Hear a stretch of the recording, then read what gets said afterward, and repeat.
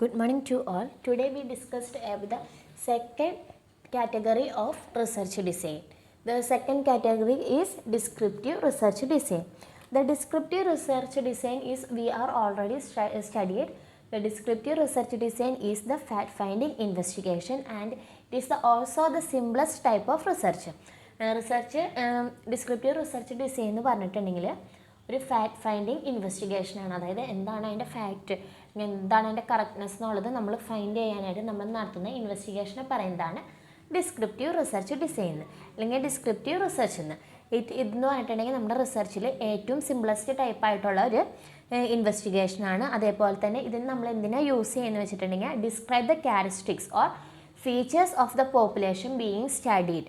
അതായത് നമ്മൾ എന്താണ് ഡിസ്ക്രിപ്റ്റീവ് റിസർച്ച് എന്ന് പറഞ്ഞിട്ടുണ്ടെങ്കിൽ നമ്മൾ മെയിൻലി ഇത് യൂസ് ചെയ്യുന്നത് അല്ലെങ്കിൽ ഇത് എന്തിനാണ് മെയിൻലി ഫോക്കസ് ചെയ്യുന്നതെന്ന് വെച്ചിട്ടുണ്ടെങ്കിൽ നമ്മുടെ സ്റ്റഡി ആയിട്ട് റിലേറ്റ് ചെയ്ത് കിടക്കുന്ന അതിൻ്റെ ക്യാരക്ടറിസ്റ്റിക്സ് അതിൻ്റെ ഫീച്ചേഴ്സൊക്കെ നമ്മൾ ഐഡൻറ്റിഫൈ ചെയ്യാനാണ് ഡിസ്ക്രിപ്റ്റീവ് റിസർച്ച് ഡിസൈൻ യൂസ് ചെയ്യുന്നത്. അതായത് നമ്മുടെ ടോപ്പിക്കിന് ഒരു ഡിസ്ക്രിപ്ഷൻ പ്രൊവൈഡ് ചെയ്യാനായിട്ട്. That is the descriptive research design. ഇതിൻ്റെ അകത്ത് നമ്മൾ സ്റ്റഡി ചെയ്യുന്നത് എന്താണെന്ന് വെച്ചിട്ടുണ്ടെങ്കിൽ what exist with the respect condition in the situation. അതായത് നമ്മുടെ റെസ്പെക്ട് കണ്ടീഷനിൽ ഇപ്പോഴും എന്താണ് എക്സിസ്റ്റ് ആയിട്ട് നിൽക്കുന്നത് എന്നുള്ളതാണ് നമ്മൾ ഐഡൻറ്റിഫൈ ചെയ്യുന്നത്. അപ്പോൾ ഡിസ്ക്രിപ്റ്റീവ് റിസർച്ച് എന്ന് പറഞ്ഞിട്ടുണ്ടെങ്കിൽ it is the fact finding investigation and it is also the simplest type of research and it is also describe the characteristics or features of the population are to be studied and describe what exist with the respect conditions to the situation. അതായത് നമ്മുടെ respect കണ്ടീഷനിൽ എന്താണ് ഇപ്പോഴും നിലനിന്ന് പോകുന്നത്, അതേപോലെ തന്നെ നമ്മുടെ സ്റ്റഡി റിലേറ്റഡ് ആയിട്ടുള്ള ക്യാരക്ടറിസ്റ്റിക്സ് ഫീച്ചേഴ്സൊക്കെയാണ് നമ്മൾ ഡിസ്ക്രിപ്റ്റീവ് റിസർച്ചിൽ സ്റ്റഡി ചെയ്യുന്നത്. ചുരുക്കി പറഞ്ഞു കഴിഞ്ഞിട്ടുണ്ടെങ്കിൽ നമ്മുടെ പ്രോബ്ലത്തിന് ഒരു ഡിസ്ക്രിപ്ഷൻ പ്രൊവൈഡ് ചെയ്യാം. ഈ ഡിസ്ക്രിപ്റ്റീവ് റിസർച്ചിനെ മെയിനായിട്ട് 4 കാറ്റഗറി ആയിട്ടാണ് തിരിച്ചിരിക്കുന്നത്. ഫസ്റ്റ് വൺ പറയുന്നതാണ് ഒബ്സർവേഷൻ. ഒബ്സർവേഷൻ എന്ന് പറഞ്ഞാൽ എന്താണ് നിങ്ങൾക്കറിയാൻ പറ്റില്ലേ? ഒരു പെർട്ടിക്കുലർ ടോപ്പിക്കിന് നിങ്ങൾ ഒബ്സർവ് ചെയ്യുക, അല്ലെങ്കിൽ ഒരു പെർട്ടിക്കുലർ പ്രോഡക്റ്റ് അല്ലെങ്കിൽ തിങ് എന്തിനു വേണമെങ്കിൽ നിങ്ങളൊരു ഒബ്സർവ് ചെയ്യുക. അതൊരു പേഴ്സൺ ആവാം, പ്രൊഡക്ട്സ് ആവാം, അല്ലെങ്കിൽ ഒരു സിറ്റുവേഷൻ ആവാം, എന്തും ആവാം. അപ്പോൾ അതാണ് ഒബ്സർവേഷൻ എന്ന് പറയുന്നത്. അപ്പോൾ observation is the primary method of collecting data and the researcher may or may not have a direct contact or communication with the people whose behaviour is being recorded.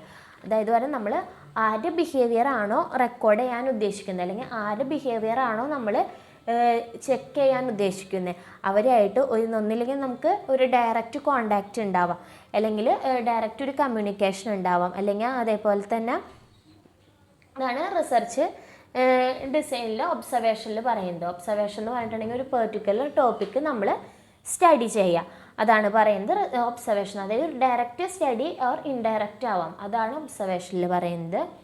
Next പറയുന്നതാണ് ഇനി ഇതിൻ്റെ അകത്ത് ഒബ്സർവേഷനിൽ നമുക്ക് പറയാം, observation നമുക്ക് വേണമെങ്കിൽ participant അല്ലെങ്കിൽ non participant രീതിയിൽ നടത്താം, അല്ലെങ്കിൽ ഒരു ഒബ്സർവേഷൻ നാച്ചുറലായിട്ട് നടത്താം, അല്ലെങ്കിൽ കോൺട്രിബ്യൂട്ട് സെറ്റിങ്സിൽ നടത്താം, അല്ലെങ്കിൽ ഒരു സ്ട്രക്ചേർഡ് ആൻഡ് അൺസ്ട്രക്ചേർഡ് മാനറിൽ നടത്താം, അല്ലെങ്കിൽ ഡയറക്റ്റ് ആൻഡ് ഇൻഡയറക്റ്റ് വേ കൂടെ നമുക്ക് ഒബ്സർവേഷൻസ് കണ്ടക്ട് ചെയ്യാം. അപ്പോൾ ഇതാണ് ഒബ്സർവേഷൻ എന്ന് പറഞ്ഞത്. അപ്പോൾ observation is the primary method of collecting data and the researcher may or may not be direct contact or communication with the people whose behaviour are to be studied. ആരുടെ behaviour ആണ് നമ്മൾ study ചെയ്യാൻ ഉദ്ദേശിക്കുന്നത്, അവരായിട്ട് നമുക്ക് direct or indirect ഒബ്സർവേഷനും കമ്മ്യൂണിക്കേഷനും നടത്താൻ പറ്റും. അതാണ് ഒബ്സർവേഷനിൽ പറയുന്നത്. നെക്സ്റ്റ് എന്ന് പറഞ്ഞിട്ടുണ്ടെങ്കിൽ സർവേ. സർവേ എന്ന് പറഞ്ഞാൽ നിങ്ങൾക്ക് അറിയാവുന്ന കാര്യമല്ലേ. സർവേ എങ്ങനെ ഒരു സർവേ കണ്ടക്ട് ചെയ്യുക? ഒരു ലിസ്റ്റ് ഓഫ് ക്വസ്റ്റ്യൻസ് നമ്മൾ ഒരു സ്പെസിഫൈഡ് പീപ്പിൾസിനെ ഫോക്കസ് ചെയ്തിട്ട് നമ്മൾ പ്രിപ്പയർ ചെയ്യും. എന്നിട്ട് അത് അവർക്ക് എങ്ങനെയാണ് ഫോണിൽ കൂടെ, മെയിലിൽ കൂടെ, അല്ലെങ്കിൽ ഫേസ് ടു ഫേസോ നമ്മൾ അയച്ചു കൊടുക്കും. അതുവഴി നമ്മൾ ഡാറ്റാസ് കളക്ട് ചെയ്യുന്നതിനെ പറയുന്നതാണ് സർവേ എന്ന്. അപ്പോൾ സർവേ എന്ന് പറഞ്ഞാൽ എന്താണ്? The survey is a list of questions aimed to extracting a special data from the particular group of people. It may be conducted by phone, mail and face to face. That is the survey എന്ന് പറഞ്ഞിട്ടുണ്ടെങ്കിൽ ഒരു list of questions നമ്മൾ prepare ചെയ്തിട്ട് നമ്മളൊരു group of പീപ്പിളിനെ select ചെയ്ത് അവർക്ക് ഒന്നില്ലെങ്കിൽ mail ചെയ്ത് കൊടുക്കാം, അല്ലെങ്കിൽ ഫോണിൽ കൂടെ ചെയ്യാം, അല്ലെങ്കിൽ ഫേസ് ടു ഫേസ് ആയിട്ട് ഡാറ്റാസ് കളക്ട് ചെയ്യാം. അതാണ് സർവേയിൽ വരുന്നത്. നെക്സ്റ്റ് പറയുന്നതാണ് cross sectional studies. Cross sectional studies എന്ന് പറഞ്ഞാൽ എന്താണ്? It deals with the sample of elements from the given population. അതായത് ഇത് ഒരു ഗീവൺ പോപ്പുലേഷനിൽ നമ്മൾ സാമ്പിൾസ് പ്രൊവൈഡ് ചെയ്യാണ് ക്രോസ് സെക്ഷണൽ സ്റ്റഡിയിൽ ചെയ്യുന്നത്. Number of characteristics from the sample elements are collected and analysed. അതായത് നമ്മൾ ഒരു ഗീവൺ പോപ്പുലേഷനിൽ നമ്മൾ എലമെൻറ്റ്സൊക്കെ കളക്ട് ചെയ്തിട്ട് അതിൽ നിന്ന് നമ്മൾ ആ ഡാറ്റാസിനെ അനലൈസ് ചെയ്യുക. അതായത് ക്രോസ് സെക്ഷൻ ചെയ്യുക. നമ്മൾ കളക്ട് ചെയ്തിരിക്കുന്ന ഡാറ്റാസും നമ്മൾ ഉദ്ദേശിക്കുന്ന ഡാറ്റാസും എങ്ങനെയാണെന്നുള്ളത് നമ്മൾ ക്രോസ് സെക്ഷൻ ചെയ്യുക. അതാണ് ക്രോസ് സെക്ഷണൽ സ്റ്റഡീസിൽ പറയുന്നത്. അപ്പോൾ it deals with the sample of elements from the given population. അതായത് ഒരു ഗിവൺ പോപ്പുലേഷനിലെ സാമ്പിൾ ഓഫ് എലമെൻറ്റ്സ് നമ്മൾ കളക്ട് ചെയ്യുക. അത് കഴിഞ്ഞിട്ട് അതിൻ്റെ ക്യാരക്ടറിസ്റ്റിക്സ് എങ്ങനെയാണെന്നുള്ളത് നമ്മൾ അനലൈസ് ചെയ്യുക. അതാണ് ക്രോസ് സെക്ഷണൽ സ്റ്റഡീസിൽ പറയുന്നത്. നെക്സ്റ്റ് പറയുന്നതാണ് ലോജിറ്റ്യൂഡിനൽ സ്റ്റഡീസ്. ലോജിറ്റ്യൂഡിനൽ സ്റ്റഡീസ് എന്ന് പറഞ്ഞിട്ടുണ്ടെങ്കിൽ ഒരു പാനൽ ബേസ്ഡ് സ്റ്റഡിയാണ്. അതായത് ഒരു പാനൽ മെത്തേഡ്. ദാറ്റ് മീൻസ് ഒരു കുറച്ച് ഗ്രൂപ്പ് ഓഫ് പീപ്പിൾസ് ഉണ്ടായിരിക്കും. അവരായിരിക്കും ഡാറ്റാസ് കളക്ട് ചെയ്യുന്നതും അത് മെഷർ ചെയ്യുന്നതും അതിൻ്റെ കറക്റ്റിവിറ്റി ഒക്കെ ചെക്ക് ചെയ്യുന്നതൊക്കെ ഒരു ഗ്രൂപ്പ് ഓഫ് പീപ്പിൾസ് ആയിരിക്കും. അതിനാണ് ലോജിറ്റ്യൂഡിനൽ സ്റ്റഡി എന്ന് പറയുന്നത്. അപ്പോൾ it is based on the panel data and panel method. The same variables is repeatedly measures. അതായത് ഒരു പാനൽ ഡാറ്റാസ് നമ്മൾ കളക്ട് ചെയ്തിട്ട് അത് നമ്മൾ ഒരു റിപ്പീറ്റഡ് ആയിട്ട് മെഷർ ചെയ്തുകൊണ്ടിരിക്കും. ഒരു പ്രാവശ്യമൊക്കെ ആയിരിക്കില്ല, ചിലപ്പോൾ 2 or 3 പ്രാവശ്യം നമ്മൾ റിപ്പീറ്റ് ആയിട്ട് ആ ടോപ്പിക്കിന് തന്നെ നമ്മൾ മെഷർ ചെയ്തുകൊണ്ടിരിക്കും. എന്തിനു വേണ്ടിയിട്ടാണ്? നമ്മുടെ ഡാറ്റാസിലെ കറക്റ്റ്നെസ്സൊക്കെ മെഷർ ചെയ്യാനായിട്ട്. ഇത് നമ്മുടെ സ്റ്റഡീനെ ഹെൽപ്പ് ചെയ്യുന്നു. എങ്ങനെയാണ്?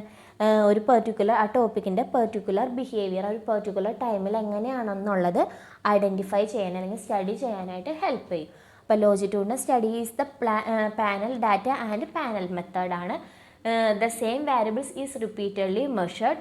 It helps in studies in a particular behaviour of a particular time.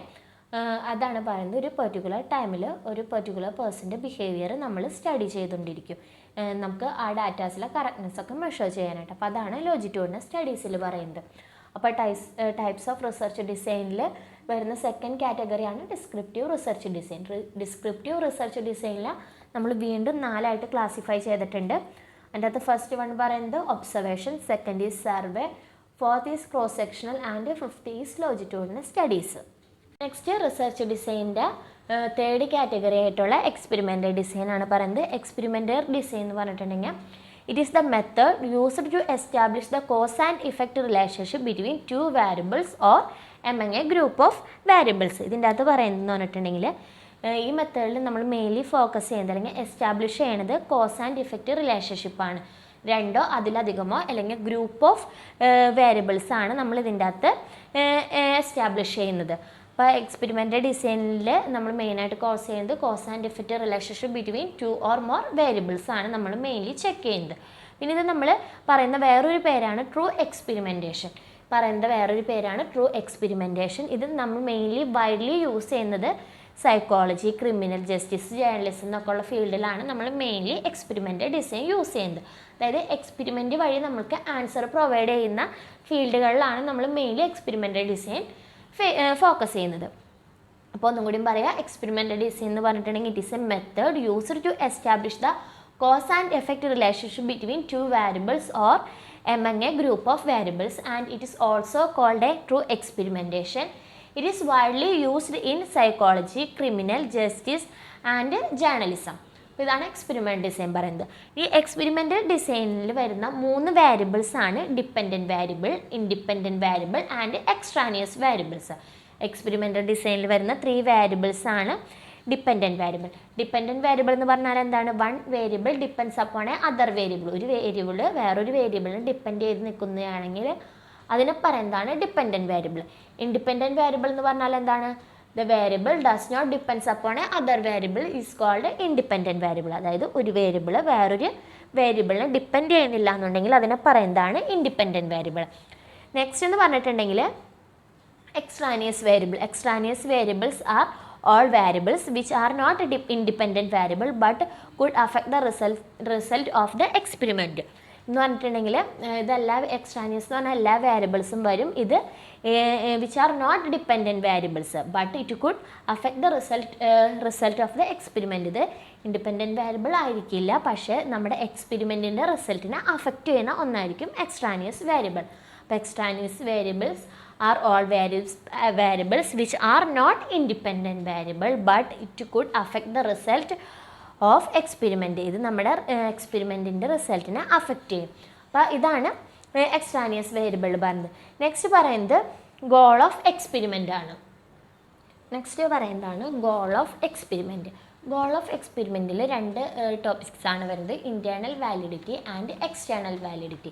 Internal validity എന്ന് പറഞ്ഞിട്ടുണ്ടെങ്കിൽ to draw valid conclusion about the effect of independent variable on dependent variable. അതായത് ഇൻഡിപെൻഡൻറ്റ് വാരിയബിൾ ഡിപ്പെൻഡൻറ്റ് വാരിയബിളിനെ എങ്ങനെ affect ചെയ്യുന്നു എന്നുള്ളത്, അല്ലെങ്കിൽ അതിൻ്റെ effect എങ്ങനെയാണെന്നുള്ളത് ഒരു കൺക്ലൂഷൻ പ്രൊവൈഡ് ചെയ്യാണ് ഇൻറ്റേർണൽ വാലിഡിറ്റിയിൽ ചെയ്യുന്നത്. അതായത് ഇൻറ്റേർണൽ ഉള്ളിൽ നിന്നുകൊണ്ട് തന്നെ ഇൻഡിപെൻഡൻറ്റ് വാരിയബിളിൻ്റെ ഉള്ളിൽ നിന്നുകൊണ്ട് തന്നെ ഡിപ്പെൻഡൻറ്റ് വാരിയബിളിൽ എങ്ങനെ എഫക്റ്റ് ചെയ്യുന്നു എന്ന് കണ്ടുപിടിക്കുകയാണ് ഇൻറ്റേർണൽ വാലിഡിറ്റിയിൽ ചെയ്യുന്നത്. എക്സ്റ്റേണൽ വാലിഡിറ്റി എന്ന് പറഞ്ഞിട്ടുണ്ടെങ്കിൽ without the effect of dependent and independent variable. അതായത് നമ്മൾ ജനറൽ കൺക്ലൂഷനിലേക്ക് അല്ലെങ്കിൽ ഒരു ജനറലൈസേഷനിലേക്ക് നമ്മൾ എത്താണ്, അതാണ് എക്സ്റ്റേണൽ വാലിഡിറ്റി എന്ന് പറഞ്ഞാൽ. ഇൻറ്റേർണൽ വാലിഡിറ്റി എന്ന് പറഞ്ഞിട്ടുണ്ടെങ്കിൽ ഡിപ്പെൻഡൻറ്റ് ആൻഡ് ഇൻഡിപെൻഡൻറ്റ് വേരിയബിളിൻ്റെ ഉള്ളിൽ നിന്നുകൊണ്ട് തന്നെ നമ്മളൊരു വാലിഡ് കൺക്ലൂഷൻ ഡ്രോ ചെയ്യാണ് ഇൻറ്റേർണൽ വാലിഡിറ്റിയിൽ ചെയ്യുന്നത്. എക്സ്റ്റേണൽ വാലിഡിറ്റി എന്ന് പറഞ്ഞിട്ടുണ്ടെങ്കിൽ outside of independent and dependent variable. ഇതിൻ്റെ അത് പറയുന്നത് to make valid generalisation to the larger population of the interest. അതാണ് എക്സ്റ്റേണൽ വാലിഡിറ്റി എന്ന് പറഞ്ഞിട്ടുണ്ടെങ്കിൽ നമ്മൾ ലാർജർ പോപ്പുലേഷനിൽ നിന്നാണ് നമ്മൾ ഒരു ജനറലൈസേഷനിലേക്ക് എത്തുന്നത്. അതാണ് external validity. Internal means draw a valued conclusion about the effect of independent variable on dependent variable. The external validity means to make the valid generalization to the larger population of the interest. ഇനി നമ്മുടെ next ടോപ്പിക്കാണ് plan to conduct experimentation. നമുക്ക് എങ്ങനെയാണ് experimentation conduct ചെയ്യാമെന്ന്. അതിൻ്റെ അത് first പറയുന്നത് പറഞ്ഞിട്ടുണ്ടെങ്കിൽ first researcher wants to determine the hypothesis to be tested. അതായത് ഫസ്റ്റ് റിസർച്ചർ ഡിറ്റർമൈൻ ചെയ്യണം ഹൈപ്പോത്തിസിസ് എങ്ങനെ ടെസ്റ്റ് ചെയ്യണം എന്നുള്ളത്. നെക്സ്റ്റ് പറയുന്നത് ഈ വാരിയബിൾസിനെ ഓപ്പറേഷണലൈസ് ചെയ്യുക, വാരിയബിൾസ് എങ്ങനെയൊക്കെയാണെന്നുള്ളത് അതിനെ ഓപ്പറേഷണലൈസ് ചെയ്യുക. സെക്കൻഡ് പറയുന്നത് select the type of experimentation plan. നമ്മൾ നല്ലൊരു എക്സ്പെരിമെൻറ്റേഷൻ പ്ലാൻ എന്താണെന്നുള്ളത് സെലക്ട് ചെയ്യുക. അത് കഴിഞ്ഞിട്ട് നമ്മുടെ ചൂസ് സെറ്റിങ്സ് ഏതാണെന്നുള്ളത് ചൂസ് ചെയ്യുക. അതായത് ലാബോറട്ടറി വേണോ ഫീൽഡ് സെറ്റിംഗ് വേണോ എന്നുള്ളത് നമ്മൾ ചൂസ് ചെയ്യുക. അതിനുശേഷം നമ്മൾ നല്ലൊരു എക്സ്പെരിമെൻ്റൽ കണ്ടീഷൻസ് മേക്ക് ചെയ്തെടുക്കുക. അതിനുശേഷം നമ്മുടെ സ്യൂട്ടബിൾ ആയിട്ടുള്ള മെത്തേഡ് നമുക്ക് ഇൻട്രൊഡ്യൂസ് ചെയ്യാം. അതാണ് പ്ലാനിങ് ടു കണ്ടക്ട് എക്സ്പെരിമെൻറ്റേഷനിൽ പറയുന്നത്.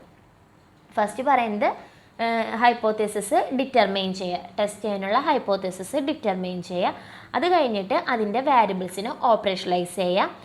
അത് കഴിഞ്ഞിട്ട് എന്താ ചെയ്യേണ്ടത്, തേർഡ് സ്റ്റെപ്പിൽ പറയുന്നത് എന്താണെന്ന് വെച്ചിട്ടുണ്ടെങ്കിൽ ഒരു നല്ല എക്സ്പെരിമെൻറ്റേഷൻ പ്ലാൻ നമ്മൾ സെലക്ട് ചെയ്യുക.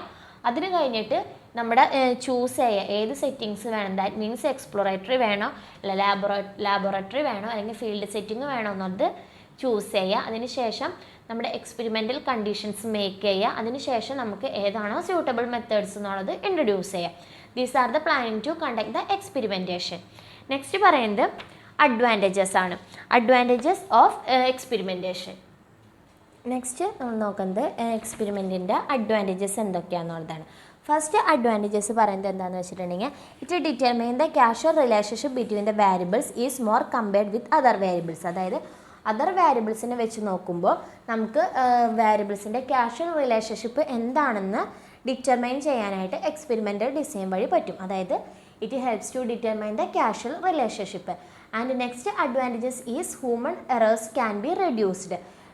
ഹ്യൂമൻ എറേഴ്സ് എക്സ്പെരിമെൻ്റ് വഴി നമ്മൾ ഡാറ്റ റിസർച്ച് കണ്ടെത്തുന്നത് കൊണ്ട് നമുക്ക് ഹ്യൂമൻ എറേഴ്സ് കുറവായിരിക്കും, റെഡ്യൂസ് ചെയ്യാനായിട്ട് പറ്റും. അതേപോലെ തന്നെ എക്സ്പെരിമെൻറ്റ് വഴി നമ്മൾ ഡാറ്റാസ് കളക്ട് ചെയ്യുന്നത് കൊണ്ട് എന്തായിരിക്കും നമുക്ക് എക്സാക്റ്റ് മെഷർമെൻറ്റ് പ്രൊഡ്യൂസ് ചെയ്യാനായിട്ട് പറ്റും. അപ്പോൾ it helps to produce the exact measurement. അപ്പോൾ what are the advantages of experiment? First one is to determine the casual relationship among the variables, and second is it also reduce the human errors, and third one is it to produce the exact measurements. These are the advantages of experiment. Next, എക്സ്പെരിമെൻറ്റിൻ്റെ disadvantages എന്തൊക്കെയാണെന്നാണ് നോക്കുന്നത്. ഡിസഡ്വാൻറ്റേജസിൽ പറയുന്നത് first one പറയുന്നത് ഇത് experiment based ആയതുകൊണ്ട് തന്നെ ഇതിന് ലിമിറ്റഡ് സ്കോപ്പാണെന്നുള്ളത്. നമ്മൾ എല്ലാ ഫീൽഡിലും ഇത് മെയിൻലി യൂസ് ചെയ്യില്ല, അതുകൊണ്ട് so the scope is very limited in experiment. Next പറയുന്നത് റിയലിസം വളരെ കുറവായിരിക്കും. Second disadvantage is lack of realism. Next പറയുന്നത് experiment is based on the current situation but it is not used for a future studies, അതായത് എക്സ്പെരിമെൻ്റൽ നമുക്ക് current സിറ്റുവേഷനിൽ use ചെയ്യാൻ പറ്റുള്ളൂ. ഫ്യൂച്ചർ സ്റ്റഡീസിന് ഇത് ഹെൽപ്പ് ചെയ്യില്ല. Because of the experiment is conducted on the real life situation. Next point is difficult in compare, അതായത് മറ്റു വേരിയബിൾസിനായിട്ട് നമുക്ക് കമ്പയർ ചെയ്യാൻ പറ്റില്ല. കാരണം one variable is different from another variable, so it cannot be compare. Next is cannot be used to determine the opinion, motive and intention. The experiment is cannot be used to determine the opinion, motive and intention. That means നമുക്ക് ഇതിൻ്റെ അകത്ത് ഒരു individual പേഴ്സൺസിൻ്റെ ഒപ്പീനിയനോ മോട്ടീവോ ഇൻറ്റൻഷനോ ഒന്നും നമുക്ക് use ചെയ്യാനൊന്നും പറ്റില്ല. അതാണ് experimental ഡിസൈനിൻ്റെ ഡിസഡ്വാൻറ്റേജസ് പറയുന്നത്. ഫസ്റ്റ് ഈസ് ലിമിറ്റഡ് സ്കോപ്പാണ്, ലാക്ക് ഓഫ് റിയലിസം ആണ്. ഇത് ഫ്യൂച്ചർ സ്റ്റഡീസിന് നമ്മൾ ഹെൽപ്പ് ചെയ്യില്ല. അതേപോലെ തന്നെ കമ്പാരിസണിന് നമുക്ക് സാധ്യമാവില്ല. അതേപോലെ തന്നെ ഒരു ഇൻഡിവിജ്വൽ പേഴ്സൺസിൻ്റെ ഒപ്പീനിയൻ, മോട്ടീവ്, ഇൻറ്റൻഷൻ ഒന്നും നമുക്ക് എടുക്കാനായിട്ട് പറ്റില്ല. അപ്പോൾ ഇത്രയാണ് നമ്മുടെ ഇന്നത്തെ ക്ലാസ്സിൽ നമ്മൾ പഠിക്കണത്. ഇനി നെക്സ്റ്റ് ടൈപ്സ് നമുക്ക് നെക്സ്റ്റ് ക്ലാസ്സിൽ പഠിക്കാം. അപ്പോൾ ഇന്നത്തെ ക്ലാസ് ഇത്രയേ ഉള്ളൂ. Thank you.